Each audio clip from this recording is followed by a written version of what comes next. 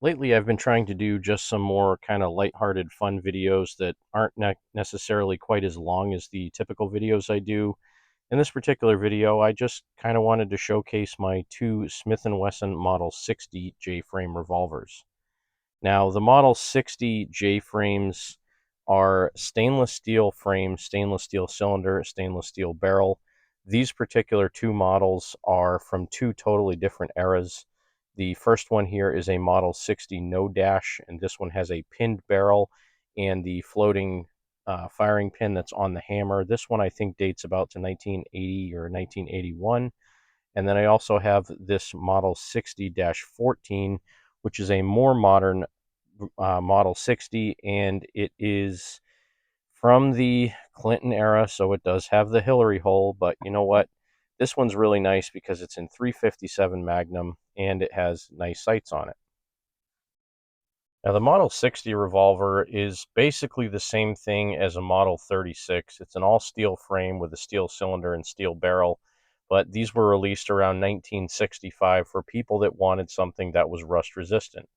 Even back in the 60s, as good as the Smith and Wesson bluing was, when people pocket carried these or kept them in leather holsters, that bluing would tend to get rusty on it. So getting a good grade stainless steel for these particular revolvers solved that problem. Every once in a while, you will see a little bit of rust on the trigger or some of the internal mechanisms because not everything on the guns is perfectly stainless steel. But let's go ahead and take a little bit closer look at this.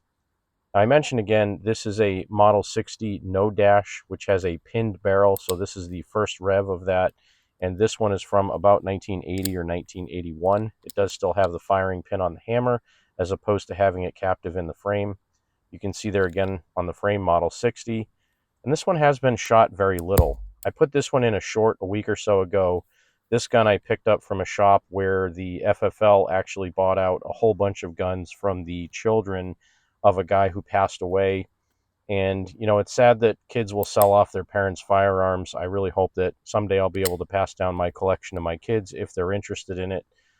This one has really good checkering on the hammer, and it has machined front sights, just a very thin blade, which is what you'd see from this particular time period. Now, moving on to the 60-14, some of the things you can see right off the bat that are different about this one, it says 357 Magnum on the barrel. The barrel is a little bit longer. It does have that lock on the frame or the Hillary hole. It has no pinned barrel, and this one, the hammer has been bobbed on it. So the story behind this one, I actually had an opportunity to buy this gun from a buddy of mine for about $450, and I snoozed on it. He ended up trading it in, and I bought it from the shop that he traded it to, unknowing that it was the same gun that he had sold, and I ended up paying more than that for it. So he did bob the hammer on this one. He did a little bit of a polished job inside, so you can technically still cock the hammer, but he did a really good job bobbing it so that it's at the same height and the same distance as the frame. So when you're shooting this one, it's snag free, but it still functions properly.